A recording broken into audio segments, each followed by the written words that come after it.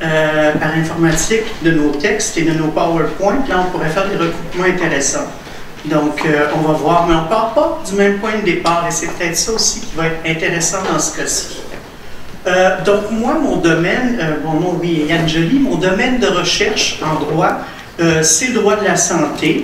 Je vais me concentrer, pour les fins de la discussion, sur le domaine du consentement à la recherche en santé. C'est un domaine qui est particulièrement intéressant parce que, comme on va le voir, les origines ne sont pas vraiment contractuelles et puis on a balancé à un moment donné dans la sphère contractuelle, ce qui fait qu'on se trouve avec des notions hybrides. Donc, voilà rapidement un aperçu de ma présentation. Donc, je vais commencer un peu avec les racines du consentement à la recherche médicale. On va bouger sur la recherche en santé contemporaine et on va commencer à parler donc des problèmes du consentement, problèmes qu'on a nous depuis le début et qui persistent. Et puis, ben, comme tout le monde, je vais essayer moi aussi de faire un bilan et d'aller vers certaines solutions et c'est là qu'on va retrouver peut-être certains recours.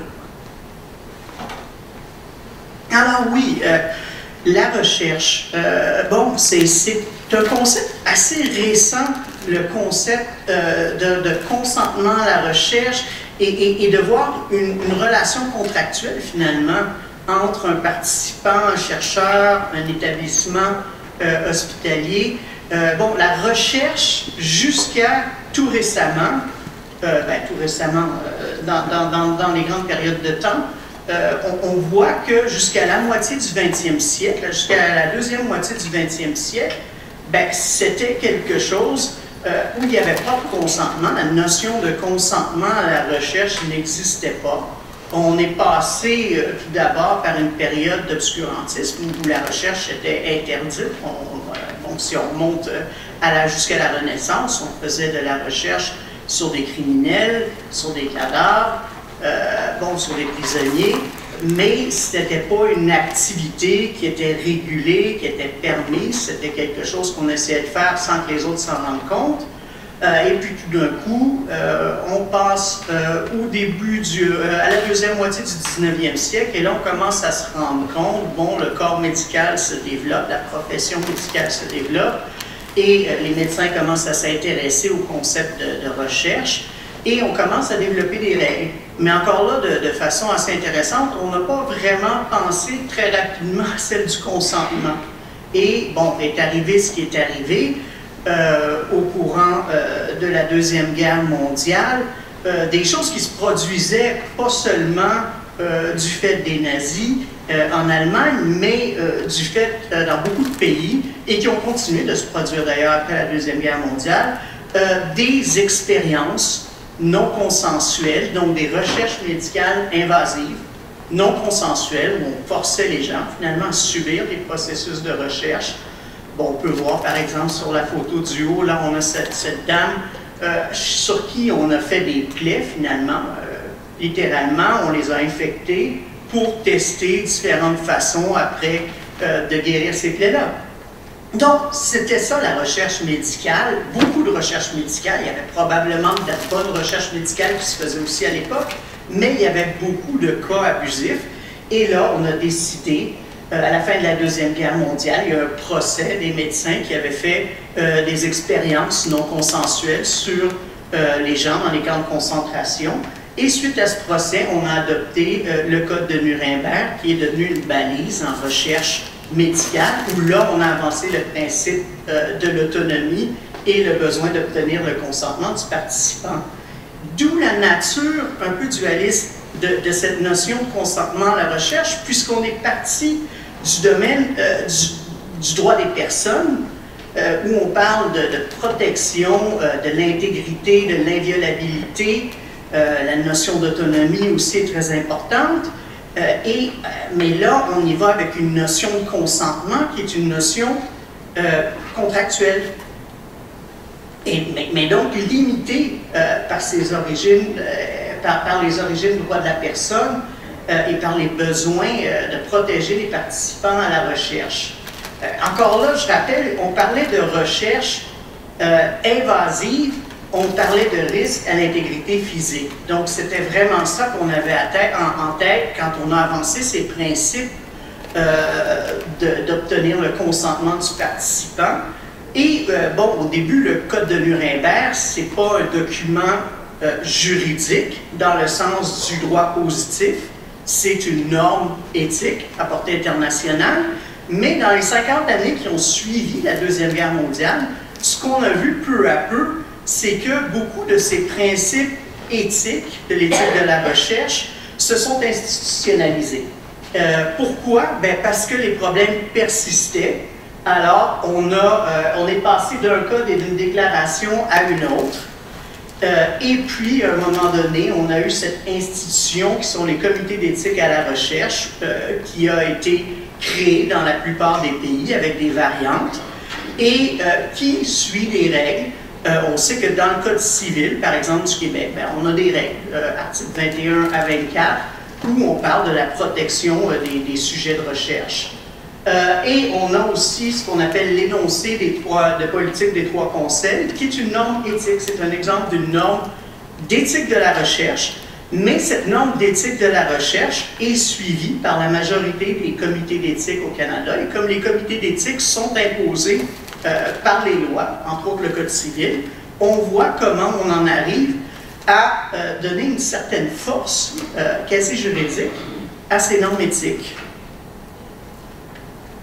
Bon, et là, bon, c'est le reste, c'est un peu pour ceux qui s'intéressent aux causes et aux arrêts de jurisprudence et aux articles de loi, mais en gros, c'est comment ça s'est passé au niveau du Québec, au niveau du consentement à la recherche dans la province de Québec. Bon, alors d'abord, ça a été intégré au Code civil du Québec. Ce qu'il faut dire de très intéressant, c'est qu'encore là, pour la protection du participant, on a exigé un formalisme encore plus fort qu'on l'exige généralement en droit des contrats, où on a d'abord imposé un consentement par écrit et on a imposé, entre autres choses, un droit de retrait aussi à tout moment, même verbalement, de la personne. Donc, quelqu'un qui ne voulait plus participer à une expérience encore, pouvait dire à tout moment de l'expérimentation médicale, assez docteur, on arrête là, et on se devait de le respecter. Évidemment, le formalisme de l'écrit n'aurait pas pu correspondre avec le fameux consentement numérique. Alors, on l'a vu disparaître dans les dernières années du Code civil. C'est-à-dire qu'on en parle encore, mais maintenant, on dit que des exceptions peuvent être autorisées par les comités d'éthique, qui maintenant vont tous autoriser le consentement numérique. Donc, on est passé au consentement numérique. Et au niveau du consentement à la recherche, un des éléments les plus importants, c'est probablement au niveau du consentement, du contenu informé du consentement par rapport au risque. La déclaration de risque, on est particulièrement exigeant au niveau du consentement à la recherche, donc on veut vraiment savoir tous les risques tant qu'ils restent plausibles, même ceux qui sont assez minimes, on exige que ça soit déclaré pour que le consentement soit informé.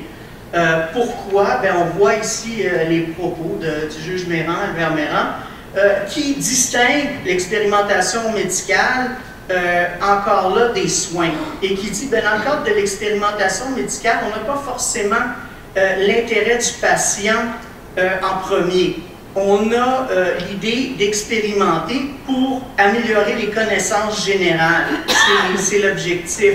Donc, comme on n'a pas l'intérêt du patient, la protection du participant comme premier objectif nécessairement, on veut s'assurer d'avoir toutes les balises supplémentaires pour que ça soit sécuritaire et que le participant soit bien informé de ce dans quoi il s'engage. Donc, quels sont les problèmes à l'origine avec le consentement? Bien, la forme prédomine sur le fond. Tout d'abord, maintenant, je vous dirais qu'il y a encore des débats parmi les experts en droit sur la nature contractuelle ou non du consentement à la recherche. La grande majorité des chercheurs se sont d'accord pour dire que le consentement à la recherche est contractuel, mais que c'est le processus entier du consentement. Donc, on parle plutôt d'un processus que le formulaire lui-même de consentement et la signature du formulaire de consentement. Mais on se retrouve justement, ce glissement contractuel finalement, fait que ce qu'on a tout d'abord interprété vraiment pour protéger le participant à la recherche, ben maintenant sert aussi à protéger beaucoup les compagnies pharmaceutiques, parce que les compagnies pharmaceutiques ont vraiment poussé pour un développement contractuel de ce consentement, où on voit maintenant des clauses où ça ressemble à un contrat de consommation et le participant s'engage à certaines choses, s'engage à respecter les instructions qui vont lui être données par le chercheur, s'engage à prendre la bonne dose de médicaments, à ne pas en prendre plus ou moins, ne pas oublier des doses. Donc, on a toutes sortes d'engagements qui maintenant sont inclus dans le formulaire de consentement de plus en plus. Et on a la possibilité, tout comme on dit que le participant peut se retirer à tout moment, mais le chercheur aussi. Et entre autres, si le participant ne respecte pas ce qu'il doit, je n'ose pas prononcer le mot obligation, mais c'est ça finalement. À ce moment-là, ben, oui, le chercheur peut décider non, c'est fini là pour la recherche avec vous. Et ben, ça ne favorise pas forcément la contribution, on oublie un peu, on veut protéger l'individu, mais encore là, on parlait plutôt avec monsieur qui était en avant, qui nous parlait peut-être de consentement, de communauté, de groupe de personnes, je le vois en arrière, oui. Et donc, on oublie cette dimension sociale de la recherche, qui est un peu dommage, parce que quand on y pense, ben, la recherche médicale, elle a une dimension sociale très forte, parce que la santé, c'est une préoccupation qu'on a tous dans nos sociétés modernes, et on a tous un intérêt commun à ce que les connaissances sur la santé s'améliorent et qu'on développe plus d'innovation pour mieux traiter les gens. Et avec un processus aussi lourd, ben, on a tendance à décourager la participation à la recherche, évidemment. Donc, voilà ce qui se passe. Plus personne ne prend le temps de lire les formulaires de consentement, sauf les avocats et les compagnies pharmaceutiques. Et, bon, la longueur, la complexité dissuade les gens de participer à la recherche. On avance un peu dans le temps et on commence à parler de la nouvelle recherche médicale. Et là, vous allez voir la différence. Bon, vous avez vu la photo de Nuremberg, vous avez vu notre pauvre dame qui se faisait découper finalement, puis contaminée pour qu'ensuite on puisse essayer de la guérir.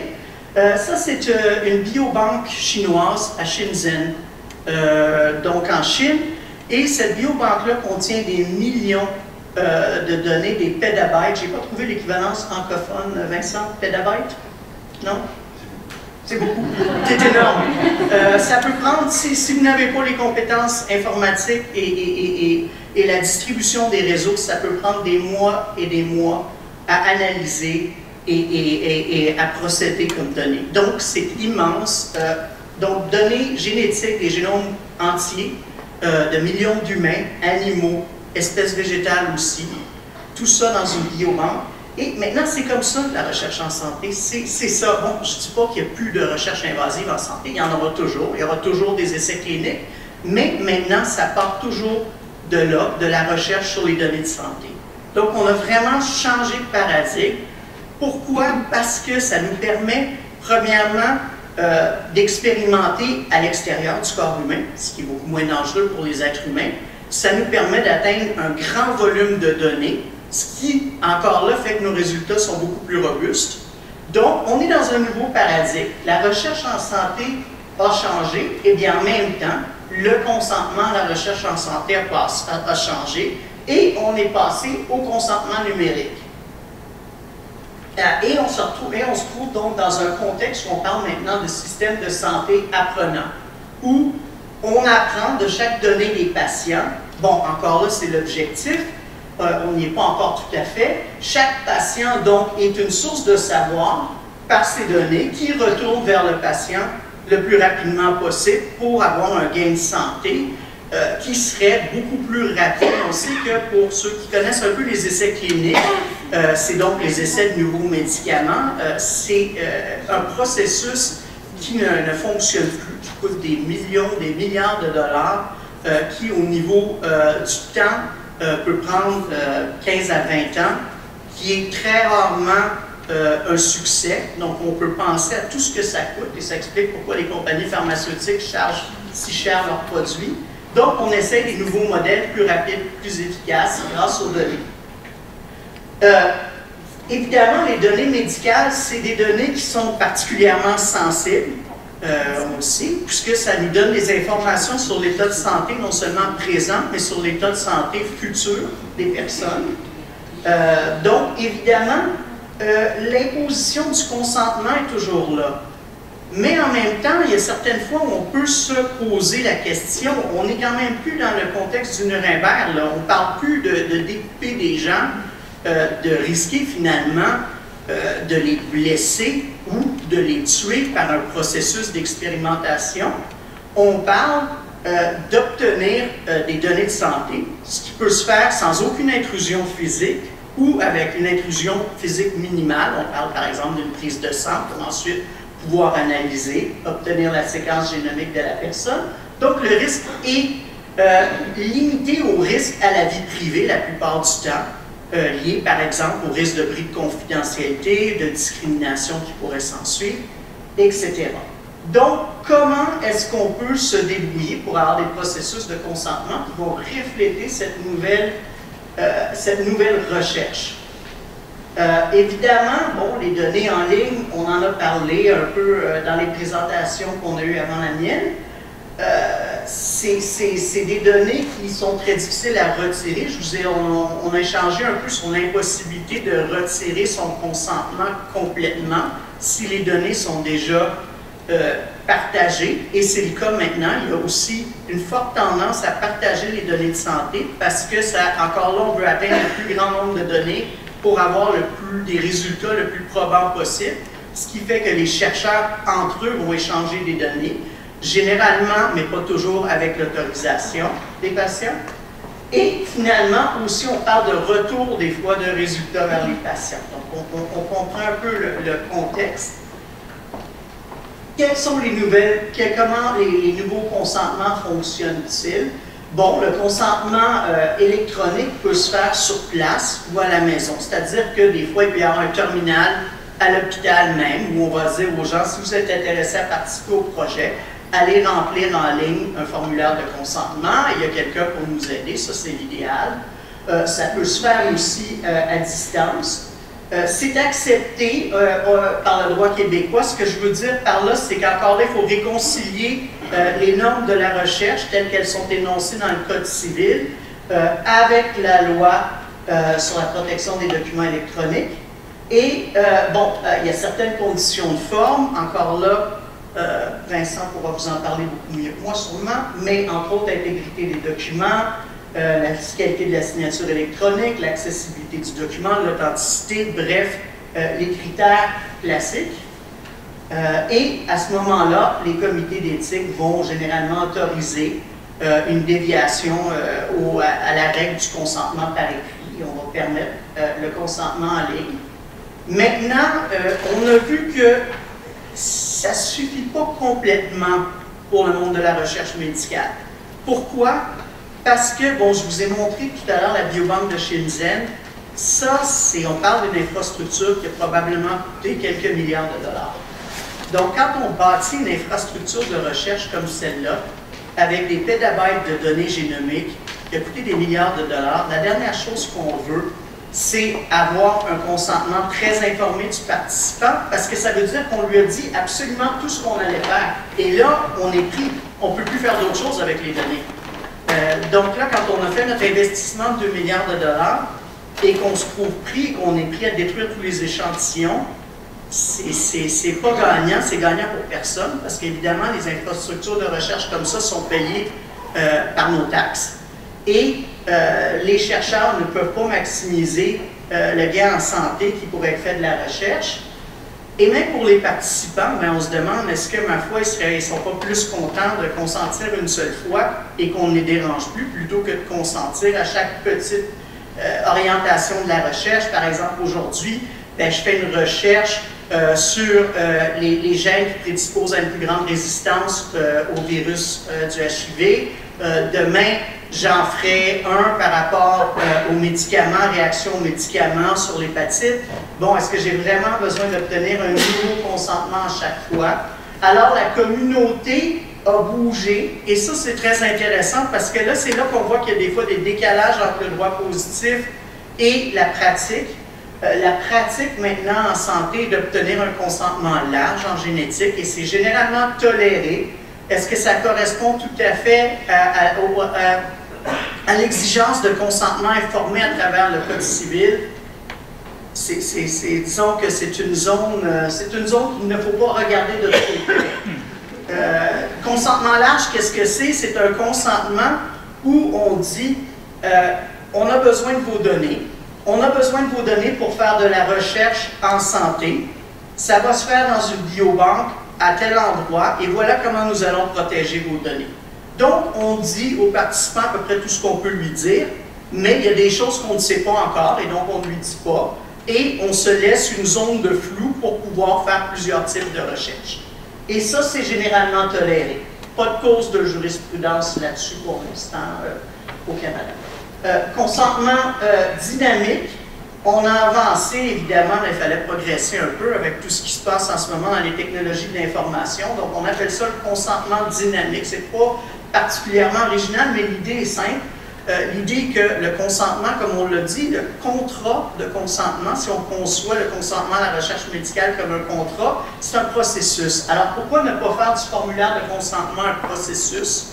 À ce moment-là, ce qui se passe, c'est que le consentement est en ligne et évolue dans le temps, tout comme la recherche évolue.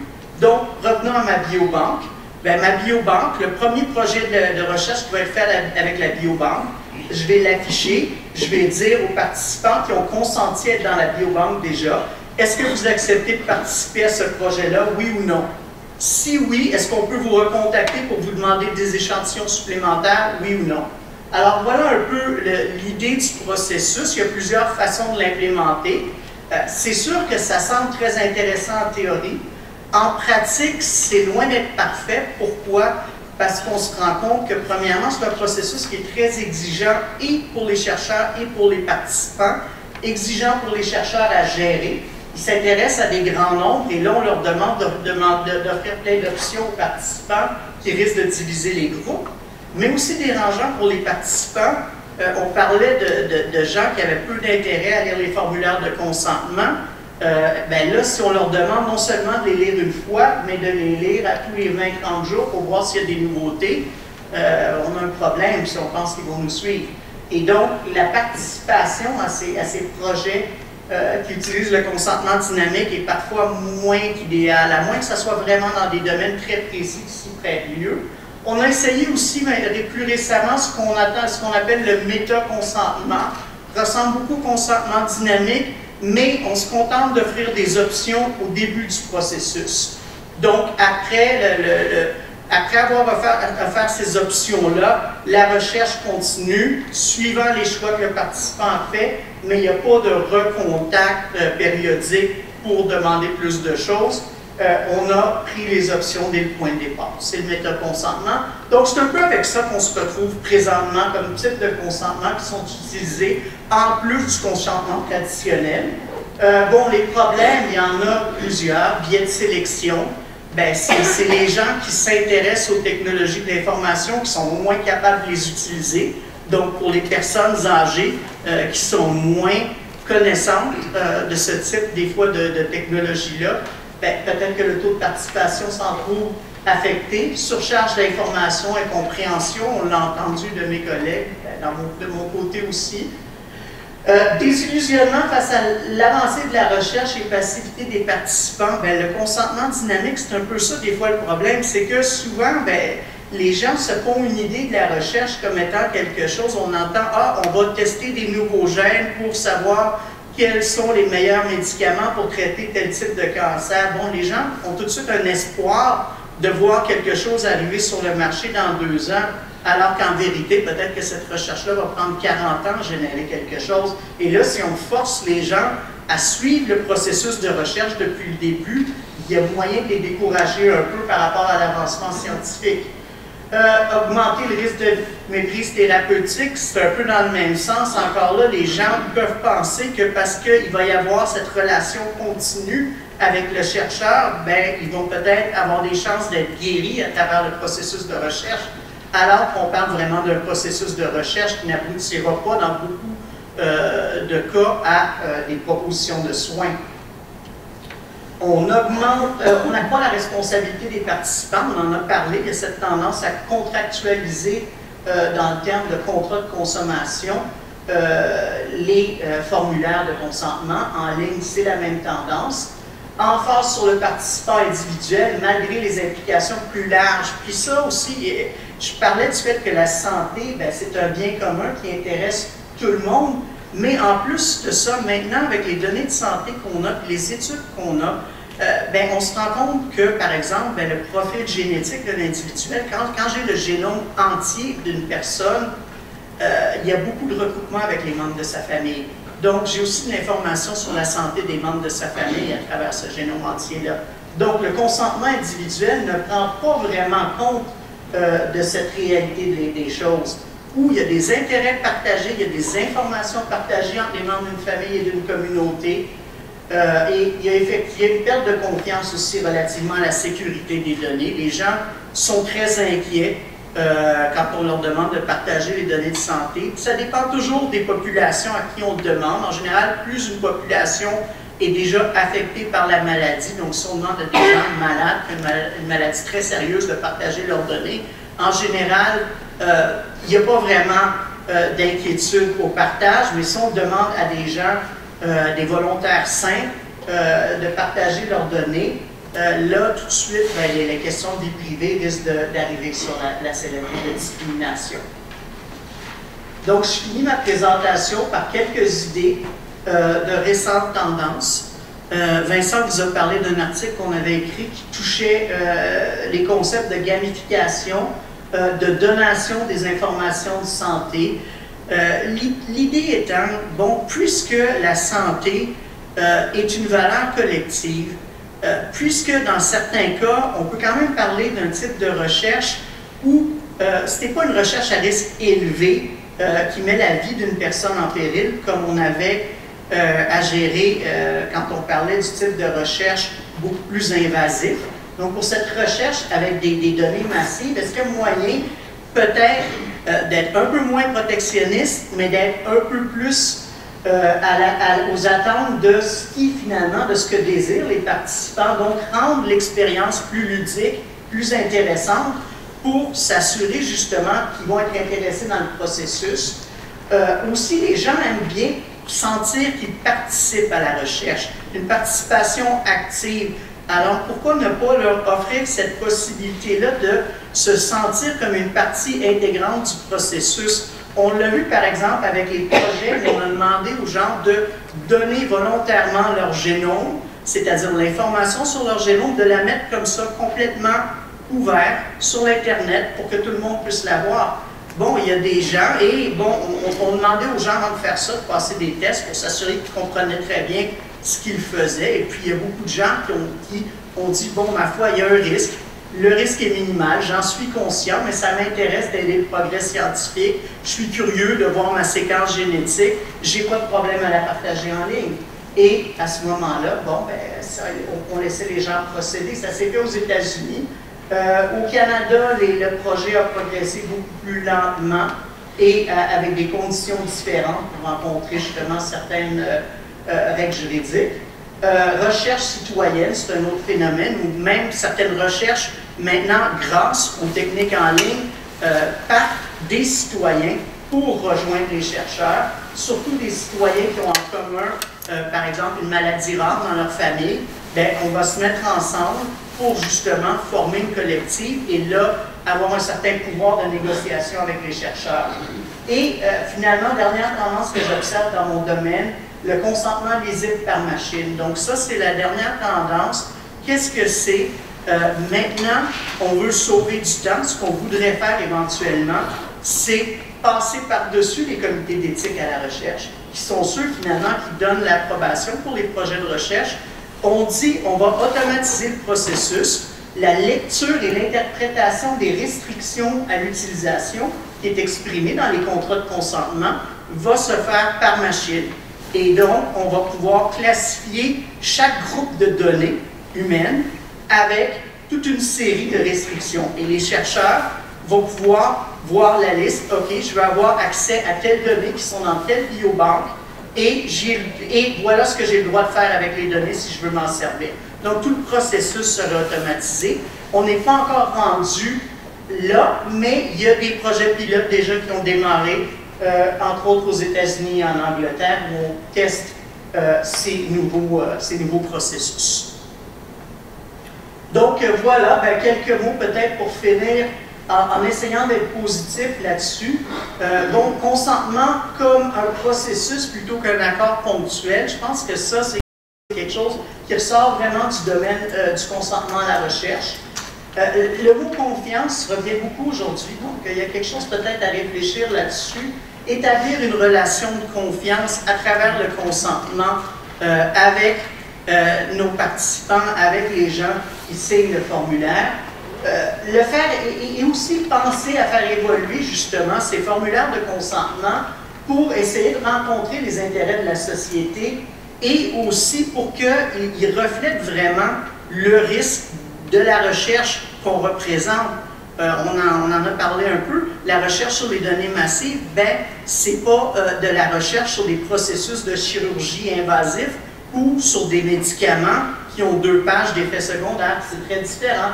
Il faut en prendre compte. Il faut que notre formulaire de consentement reflète cette distinction-là quelque part.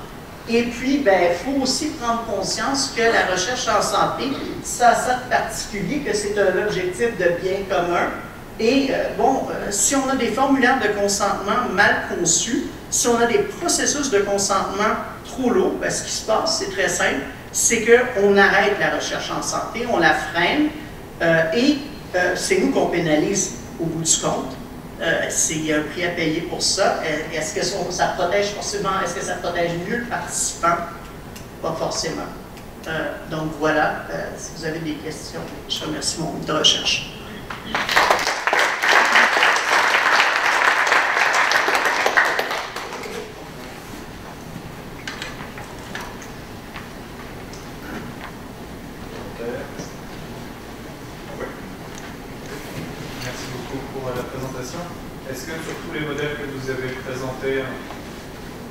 Sur tous les modèles de futurs recueils du consentement que vous avez présentés, il y en a un qui vous semble plus pertinent, qui est plus validé ou qui est plus appuyé en ce moment?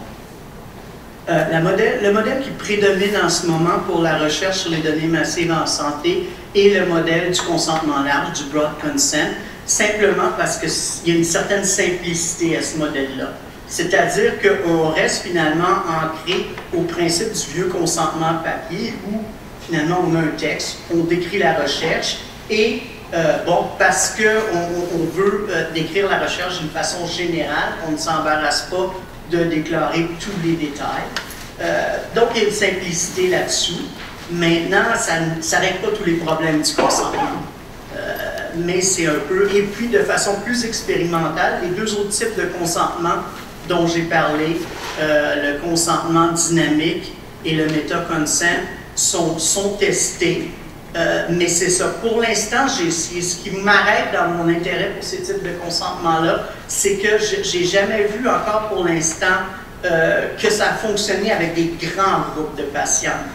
Donc nous, en recherche, en ce moment, quand on parle de recherche avec des données massives, là, les recherches intéressantes, on parle de 20 000, 30 000, 40 000 échantillons. J'ai pas vu beaucoup de processus de consentement dynamique avec ces nombres-là pour l'instant.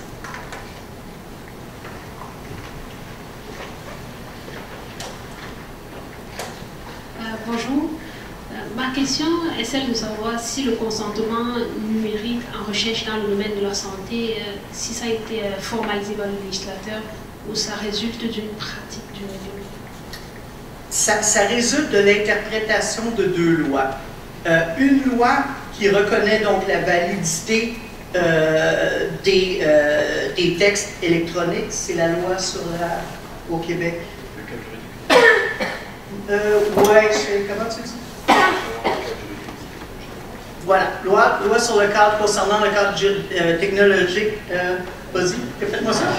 Alors, loi concernant le cadre juridique des technologies informatiques. C'est celle-là. Et le Code civil du Québec. La loi sur les technologies, en gros, dit, voilà, pour que on puisse reconnaître le numérique, voilà les conditions. Et le Code civil, au niveau du consentement à la recherche, dit, le consentement doit être par écrit à moins d'une autorisation pour avoir un autre type de consentement.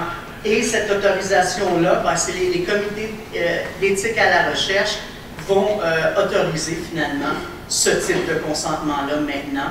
Donc, c'est reconnu. Donc, c'est vraiment l'interprétation de ces deux lois ensemble qui nous donne comme résultat qu'on peut y aller avec un consentement numérique. Voilà. Dernière question, peut-être, parce que... De plus en plus, on va le voir dans la recherche, actuellement à McGill, justement, sûrement au courant, il y a une recherche interespèce. Alors, on reprend l'ensemble de tous les génomes de tous les animaux et il faut trouver à partir de là, et c'est des métadonnées nécessairement, le point de recoupement où on arrive jusqu'à, puis là il y a un arrêt je sais qu'on peut remonter parce qu'on n'a pas des spécimens jusqu'à la préhistoire, plus loin que ça et tout, mais en recoupement d'informations d'une espèce à l'autre, on va éventuellement retrouver, bon, peut-être bien sûr l'origine commune de l'ensemble de tous les gènes du génome, mais également surtout la transmission d'une maladie d'une espèce à l'autre. Alors, est-ce que le consentement qu'on donne au départ, ça va tellement loin, c'est tellement important qu'on peut se faire toute cette étude-là, probablement avec des ordinateurs en parallèle de calcul quantique, mais est-ce qu'on s'inquiète peut-être trop pour rien alors que l'objectif est tellement important pour l'humanité, surtout dans le cas du coronavirus qui est la transmission d'une espèce animale à l'autre? Oui, bien, bon, tout est une question d'équilibre, c'est-à-dire que le consentement large, bon, une chose qu'il faut comprendre, c'est large ne veut pas dire le non-consentement. Donc, c'est pas un chèque en blanc. Nous, par exemple, c'est pas un consentement à tout faire. Souvent, ben, déjà, le fait que ça soit un consentement à la recherche médicale, ça n'autorise pas, par exemple, la recherche qui viserait à établir les origines ancestrales de certaines populations autochtones. C'est un problème qu'on voyait dans les débuts de la génétique. Les chercheurs partaient en disant on va faire de la recherche médicale, puis ils revenaient en disant ah, ben ce groupe d'aborigènes-là ne viennent pas d'où ils disent qu'ils viennent, donc ils n'ont pas le droit de réclamer le territoire. Ça, c'est un gros problème. Les gens étaient surpris, ils avaient consenti pour une chose, on arrivait avec quelque chose d'autre. Donc ça ne serait pas toléré dans un concept de consentement large. Donc, il y a des balises, mais effectivement, il faut pouvoir faire plusieurs recherches, on l'a dit avec les données, pour les valoriser à leur plein potentiel pour la santé. Puis je vais m'arrêter là parce qu'il faut qu'on ait le temps de continuer un peu. Merci et excusez-moi de vous mettre en pression, mais merci pour votre présentation. Il reste 2 minutes pour trouver la solution que Charles a. Donc,